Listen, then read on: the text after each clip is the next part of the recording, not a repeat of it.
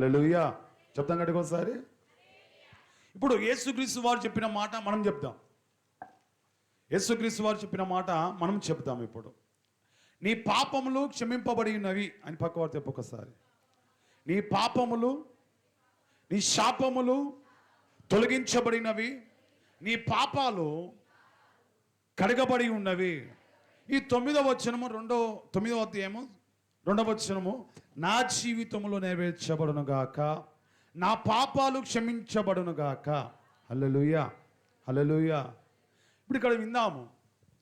ఈ పక్షవాతంతో ఉన్నవాడిని యేసుక్రీస్తు వారి దగ్గరికి తీసుకురానికి ఎంతమంది కలిగి ఉన్నారు? ఈ పక్షవాతంతో ఉన్నవాడిని యేసుక్రీస్తు వారి దగ్గర తీసుకురానికి ఎంతమంది ఉన్నారు? వాడిని నిలబెట్టడానికి ఎంతమంది ప్రయత్నం చేస్తున్నారు? గమనించాలి అందరూ. చెప్పండి ఒకసారి, ఎంతమంది ఉన్నారు? బైబిల్ కాలేజీ పోయిన యవనస్తులు ఉన్నారు ఇక్కడ. పక్షవాతంతో బాధపడుతున్న వాడిని ఎంతమంది తీసుకొచ్చిండ్రు? వెనెలా పక్షవాతంతో బాధపడుతున్న వాడిని ఎంతమంది మోసుకొచ్చిండ్రు? Very good. ఎవరున్నారు? హల్లెలూయా. ఎంతమంది తీసుకొచ్చినట్ట? 4. ప్రభువారు అని అంటున్నాడు, ఆ కపెర్నహూములో ప్రభువారు అడుగుపెట్టిన తర్వాత అనేక జనాంగం వచ్చినారు, అనేక ప్రజలు ఉన్నారు అక్కడ. ఆ ప్రజల వైపు ఈ 4 ఒక పాపిని ప్రభు అంటున్నాడు, నీ పాపాలన్నీ కూడా తొలగించబడిపోయినవి, నువ్వు వెళ్ళు అంటుండంట. నీకు స్వస్థత కలుగును గాక అనలే. జాగ్రత్త వినడు ఆ మాట అక్కడ. చూద్దాం, జాగ్రత్త విందాం మళ్ళొకసారి ఆ మాట. ఇదిగో జనులు పక్షవాయుతో మంచం పట్టి ఉన్న ఒకరిని ఆయన యుద్ధకు తీసుకుని వచ్చిరి. యేసు వారి విశ్వాసం చూచి, కుమారుడా ధైర్యముగా ఉండము, నీ పాపములు క్షమింపబడి. హల్లెలూయా. ఇప్పుడు చూడండి, ఇక్కడ ఈ పక్షవాతంతో బాధపడుతున్న వాడిని స్వస్థపరచలే ప్రభు. మొట్టమొదటిగా వాని విశ్వాసం చూసినాడు. ఆ 4 పట్టుకొని వచ్చిన ఆ 4 చూసినాడు. నేను అంటున్నా, ఈరోజు నీతో ఉంటున్న 4 ఎలా ఉన్నారు? నీతో ఉంటున్న నీ వెనుక వారు ఎలా ఉన్నారు నీతో? నువ్వు గమనించాలి. ఎందుకంటే ప్రభు నిన్ను చూడట్లే కానీ ఆ 4 ఉన్న విశ్వాసాన్ని చూస్తున్నాడు. ఇంకొక సువార్తలో రాస్తుంటుందంట, అయ్యా ఆ 4 ఉన్న విశ్వాసాన్ని చూసి, వానిలో ఉన్న విశ్వాసం చూసి వాని పాపాలన్నీ కడిగవేయబడ్డవి. దేవునికి స్తోత్రం కలుగును గాక. ఈరోజు నీవు పక్షవాతంతో నువ్వు ఉన్నావు. మనకు అర్థం కాకుండానే పక్షవాతంతో ఉన్నామంట. మనమందరం ఏ రోగం కలిగి ఉన్నాం ఈరోజు? పక్షవాతంతో. ఎందుకు?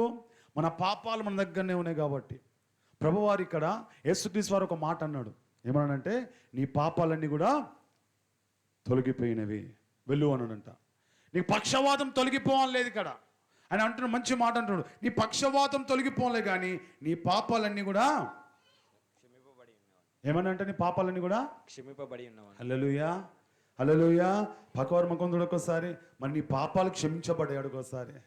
ముఖం చూసుకుని అడగాలి, నీ పాపాలు క్షమించబడ్డాయా? క్షమించబడుతున్నావా? మరి ఎందుకు పక్షవాతంతో ఉన్నావు నీవు? ఎందుకు విడుదల కలిగి లేవు నీవు? ఎప్పుడు ముఖంలో ఏదో ఒక బాధ, శరీరంలో ఏదో బలహీనత, హృదయంలో ఏదో కలవరము. ఎందుకు మరి ఇవన్నీ కలిగి ఉన్నావు నీవు? పాపము నీలో లేకపోతే ఎప్పుడు నీకు స్వస్థత కలిగి ఉండాలి? ఎప్పుడు విడుదల కలిగి ఉండాలి? పాపం అనేది నీ జీవితంలో లేకపోతే. అర్థమవుతుంది అందరికీ? పాపం అనేది మన జీవితంలో లేకపోతే. ఎటువంటి పాపం అంట? 4 మనం ఉంటుంటేనంట ఆ 4 ఉన్న విశ్వాసము దేవుడు చూస్తున్నాడు. ఆ 4 నీ మేలు కోరుతున్నారా? ఆ 4 నీ కోసం ప్రార్థన చేస్తున్నారా? నువ్వు 4 ఉంటున్నావు. ఆ 4 మాటలు విని నీ ఇల్లును కూడా కూలగొట్టుకుంటున్నావు నీకు తెలియకుండా. నీ జీవితాన్ని పడేసుకుంటున్నావు 4 కూడి. ఆ 4 కూడి ఆ 4 శాపాన్ని నీ ఇంటికి తీసుకెళ్తున్నావు. ఆ 4 మాటలు విని నీ పిల్లల జీవితాన్ని పాడు చేసుకుంటున్నావు. ఆ 4 విని, 4 తిరిగి, 4 మాటలు ముచ్చళ్ళు పెట్టి, ముసలమ్మ ముచ్చళ్ళు పెట్టి, లేకపోతే 4 తిరుగుతూ, 4 చెప్పినట్టు వింటూ నీ జీవితాన్ని నువ్వు పాడు చేసుకుంటున్నావేమో. నేను అంటున్నా, ఆ 4 జీవితాలను కూడా నీవేం చేయాలంటే ప్రభు దగ్గర తీసుకొని రావాలి. నీవు దేవునికి స్తోత్రం కలుగును గాక. ఏడు తీసుకురావాలంట? ప్రభు దగ్గరికి. ఆ 4 ఆ పక్షవాతంతో ఉన్న వాడిని తీసుకొని వస్తుంటే ఆ ప్రభు అంట 4 చూస్తున్నాడంట. ఈ మత్తయి సువార్తలో ఇలా ఉంది. ఇంకొక వాక్యంలో ఏముందంటే బహుజనం ఉన్నారంట. మార్కు సువార్త 2వ అధ్యాయంలో బహుజనం ఉన్నారంట. అక్కడ ప్రభు దగ్గర రావడానికి స్థలము లేదు. పైన గూన పెంకలు తీసి పైనుంచి తాడులు వేసి పైనుంచి విప్పుతున్నారంట. ఆ పరపొక్కటే తాళ్ళతో వేసి ప్రభు దగ్గరికి పంపించాలంట ఆయనను.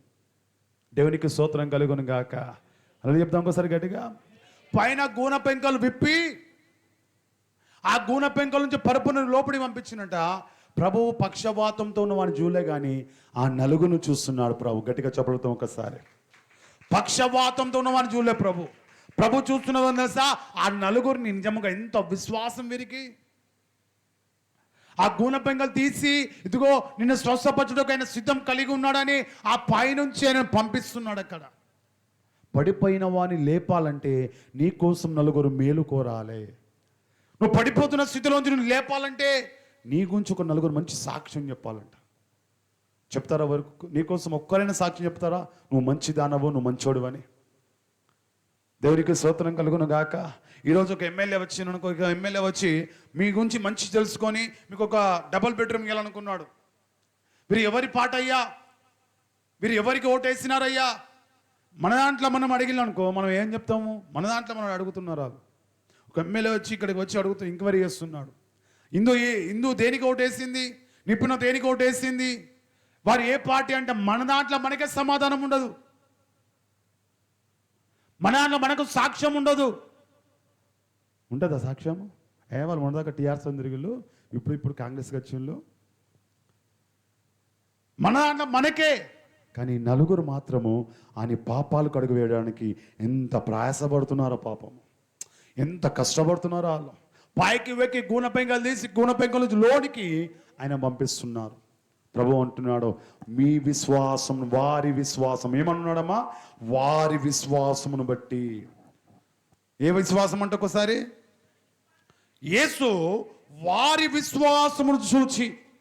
నీ విశ్వాసం చూడట్లే ప్రభు. ఎవరి విశ్వాసం చూస్తున్నామా చెప్పాలా? మనతో ఉన్న వారి విశ్వాసము, నువ్వు మాట్లాడుతున్న వారితో విశ్వాసము, నువ్వు ఎవరితో ఉంటున్న వారి విశ్వాసము నేను బలపరచాలి బిడ్డ. దేవునికి స్తోత్రం కలుగును గాక. నేను ఒక 4 మాటలు చెప్తా. మన ప్రార్థన ఎలా ఉండాలో, ఆ ప్రార్థన జీవితం ఎలా సాగాలో ఒక 4 మాటలు మీకు ఇష్టమైతే రాసుకోండి. నువ్వు ఎలా బ్రతకాలో, నువ్వు ఎలా ప్రార్థించాలో, ప్రభు దగ్గర ఎలా మొరపెట్టుకోవాలో, ఆయన కృపనికి ఎలా తోడుగా ఉంటుందో. ఒక్కసారి నువ్వు మరణ యోబులో ఉన్నప్పుడు ప్రభుకు ప్రార్థన చేయాలి.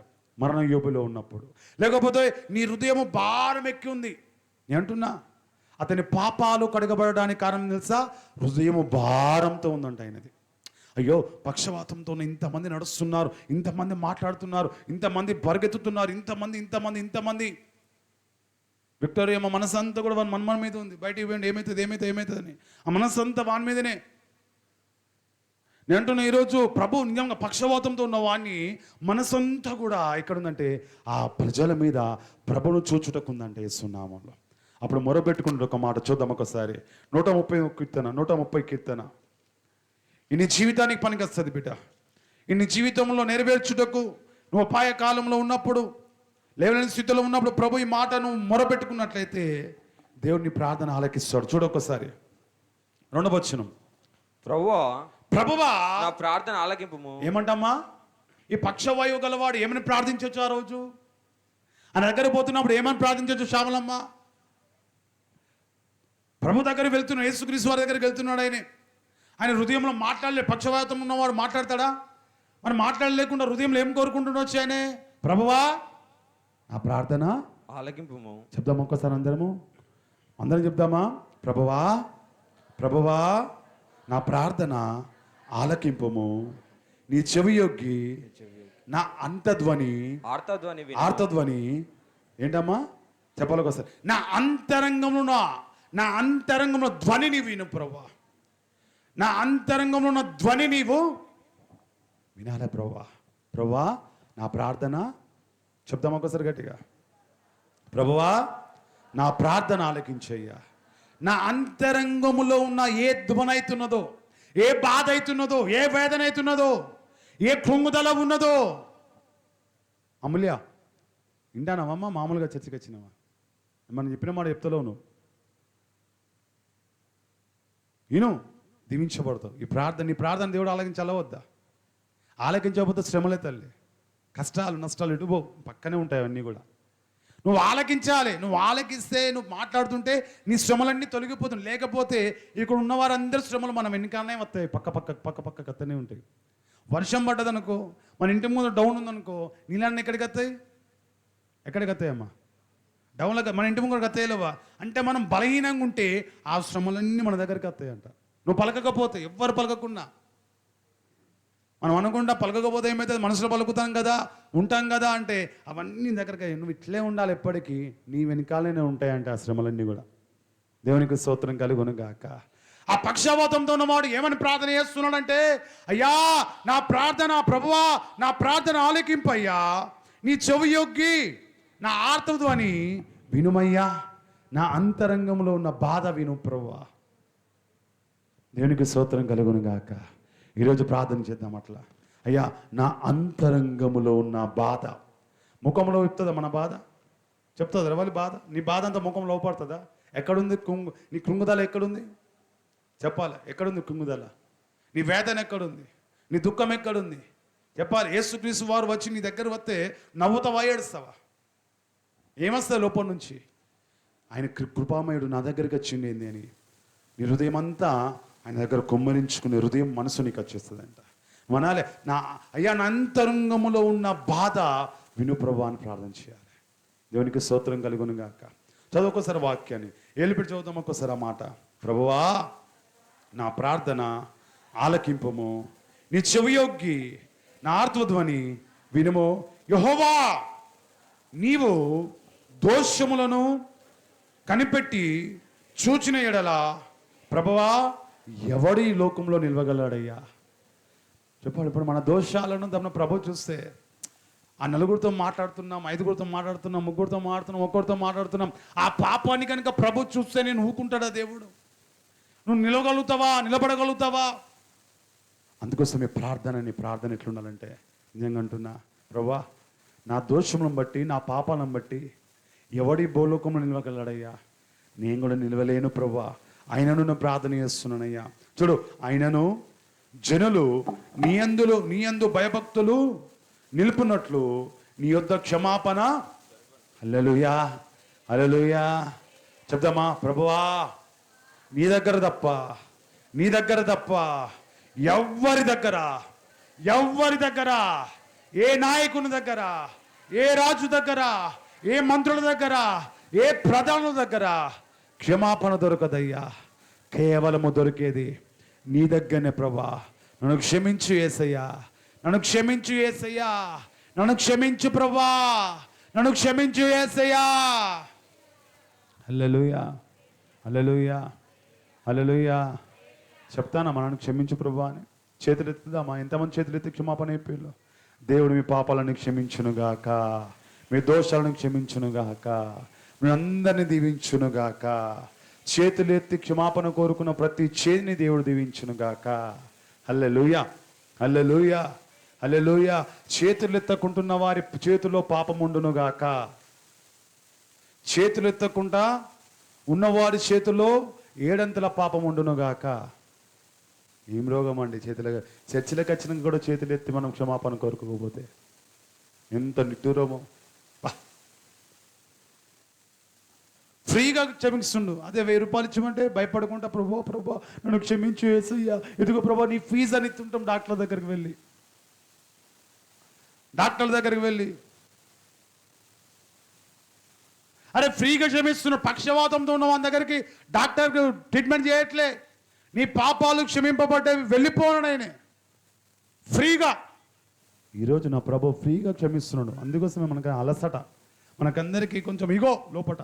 ఎందుకు? ఫ్రీగా క్షమిస్తాను కదా. వెలపెట్టి అంటే ఎంత వెలైనా పెడతాం, క్షమించమంటాము ఫ్రీగా కాబట్టి. అలసట మనకు. చెప్దాం అందరం మరొకసారి.